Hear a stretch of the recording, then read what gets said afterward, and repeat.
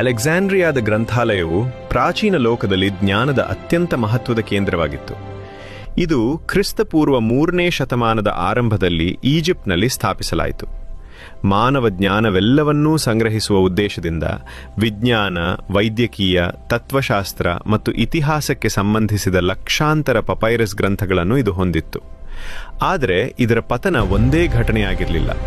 ಶತಮಾನಗಳ ಕಾಲ ಬೆಂಕಿ ಅವಘಡಗಳು, ರಾಜಕೀಯ ಸಂಘರ್ಷಗಳು ಮತ್ತು ನಿರ್ಲಕ್ಷ್ಯವು ನಿಧಾನವಾಗಿ ಅದರ ಸಂಗ್ರಹವನ್ನು ನಾಶ ಮಾಡಿದವು.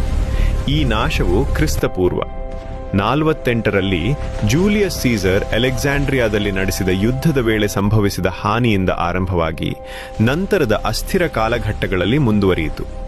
ಪ್ರಾಚೀನ ಲೋಕವು ಹೊಸ ಶಕ್ತಿಗಳಿಗೆ ಜಾಗ ನೀಡುವ ವೇಳೆಗೆ ಆ ಗ್ರಂಥಾಲಯ ಸಂಪೂರ್ಣವಾಗಿ ಅಸ್ತಿತ್ವ ಕಳೆದುಕೊಂಡಿತ್ತು.